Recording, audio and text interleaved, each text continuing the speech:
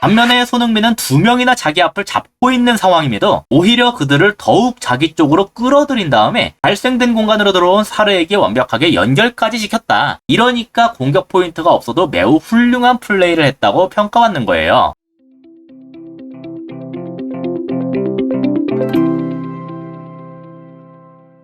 안녕하세요. 축구 보는 기자 축복입니다. 토트넘이 본머스에게 2대0 승리를 거뒀는데요. 지난번에 이어서 이번에도 손흥민의 활약이 굉장히 뛰어났어요. 먼저 스탯만 봐도 이걸 어느 정도 확인할 수가 있는데, 특히 키패스가 양팀 통틀어 가장 많은 4회에다가 결정적인 기회 창출도 1회를 기록했다는 점에서 손흥민이 비록 공격 포인트를 올리진 못했지만 팀의 공격에 상당한 영향력을 끼쳤다는 걸 알 수 있습니다. 그리고 이거는 특히 토트넘의 전술 속에서 손흥민이 맡은 역할과 위치를 고려하면 더욱 재밌게 다가오는데요. 포스테코글루 감독은 공격을 할 때 양 윙어들을 측면 높은 곳에 고정시켜둡니다. 따라서 공미인 메디슨은 빌드업 과정에서 적극적으로 내려가는 반면에 손흥민과 클루셉은 그렇게 아래까지 내려가는 경우가 거의 없는 편이에요. 상황에 따라서 이렇게 원톱인 히샬리송까지 내려감에도 윙어들은 가능한 전방에 머물도록 하는데, 이건 상대의 수비수들이 우리의 빌드업을 방해하지 못하도록 만들기 위해서입니다. 오늘 본머스는 4백을 들고 나왔는데 손흥민과 클루셉이 양쪽 끝에서 이렇게 머물고 있으니까 히샬리송과 메디슨이 저렇게 내려가더라도 이들이 함부로 그들을 따라서 올라가기 힘들게 됐어요. 누군가 하나 따라서 올라가면 분명히 그 공간으로 손흥민이 침투할 게 뻔하거든요. 반면에 우리는 히샬리송과 메디슨이 중원에 더해지기 때문에 보다 많은 숫자를 통해서 전개를 수월하게 진행할 수가 있게 된다. 포스테코글루 감독의 계산은 이런 것인데요. 여기에서 본머스가 대응책으로 썼던 방식이 하나 있어요. 예를 들어서 이렇게 토트넘이 우도기를 통해서 볼을 전개하고 있다고 치면 지금 토트넘 기준 좌측에서 볼이 돌고 있는 거죠. 그러면은 그 반대편에 있는 여기 센터백이 올라가서 히샬리송을 잡아주는 겁니다. 이렇게 되면 볼에서 멀리 있는 쿨루셰프한텐 마크가 약해지겠지만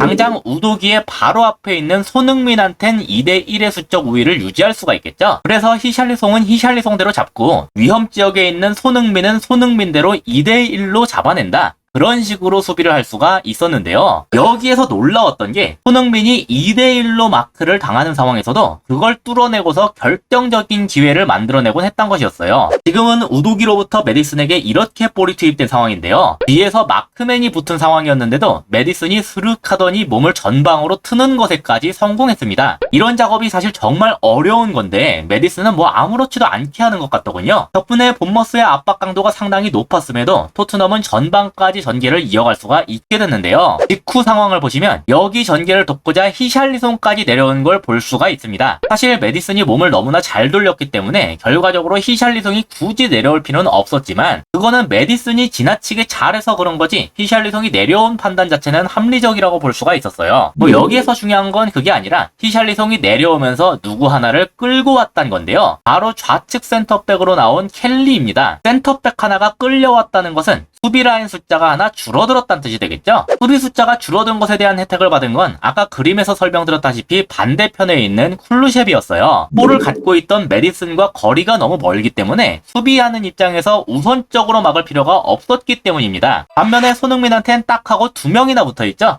당연히 이거는 메디슨의 바로 앞에 있었기 때문이에요. 실제로 메디슨은 반대편으로 전환하는 게 아니라 앞에 있는 손흥민 쪽으로 침투 패스를 넣었기 때문에 본머스 수비진의 이러한 판단은 옳았다고 볼 수가 있었습니다. 다만 여기에서 굉장히 뜻밖의 일이 벌어졌는데, 첫째로 이 2명의 선수가 붙어있는 상황이었음에도 손흥민이 그대로 볼을 몰고 가서 최전방까지 운반했다는 것이었어요. 메디슨의 패스가 워낙 날카롭긴 했지만 볼을 가진 채로 속도 경쟁에서 이겨낸 손흥민의 능력이 빛을 발한 덕이라고 할 수 있겠죠. 하지만 본머스 입장에서 여기까진 그래도 허용할 수가 있는 공격이었습니다. 왜냐하면 손흥민이 앞까지 오기는 했지만 측면만을 돌파한 상황인데 득점을 하려면 반드시 중앙으로 들어와야 하기 때문이에요. 하지만 보시다시피 중앙 돌파까지는 충분히 막을 수가 있는 상황이죠. 그렇다면 이제 손흥민이 택할 수 있는 것은 볼을 투입하는 것이 되는데 사실 그것도 매우 어려웠습니다. 역시 손흥민 하나한테 마크맨이 둘이나 붙어있기 때문이에요. 투입할 대상이라고 해봐야 있어봤자 쿨루셉과 사르 정도인데 그 와중에 쿨루셉한텐 마크맨까지 붙어있는 중이죠. 여기엔 볼을 투입하는 것 자체도 어렵지만 볼을 받는다고 해도 슈팅까지 가져가긴 매우 힘든 상황이에요. 반면 사르한텐 당장 마크맨은 붙어있지가 않습니다. 그래서 공간 자체는 괜찮은데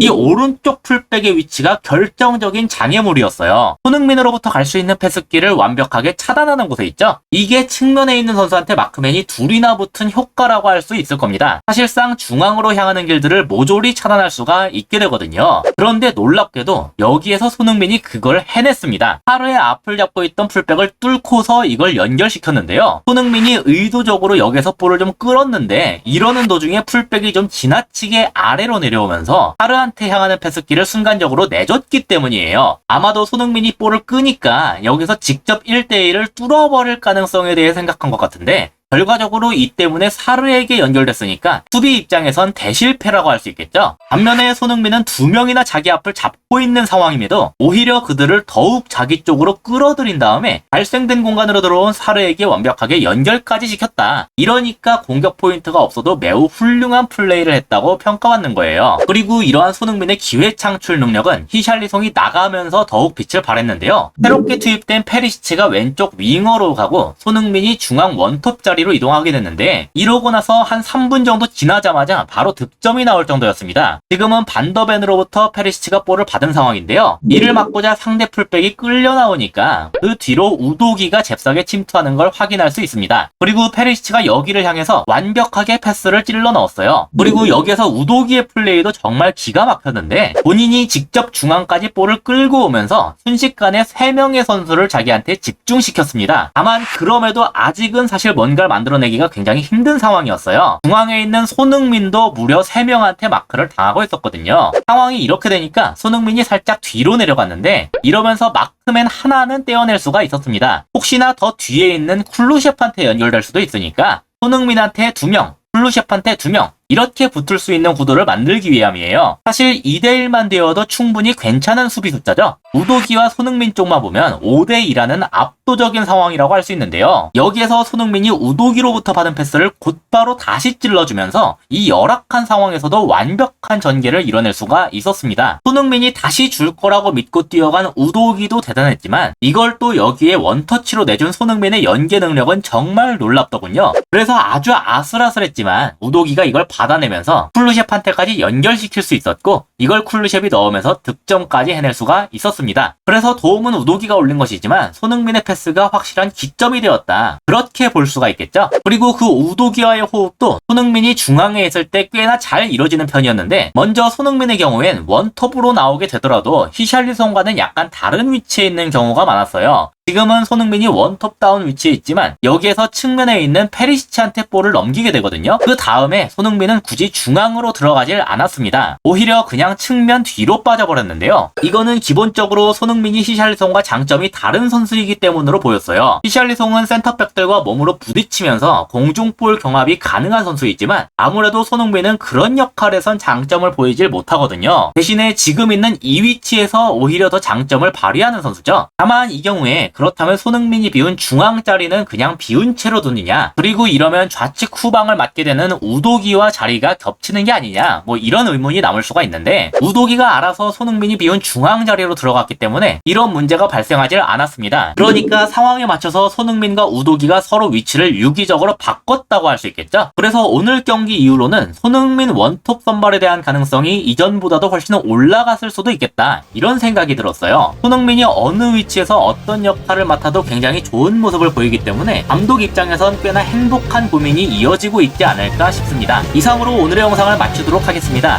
시청해주셔서 감사합니다.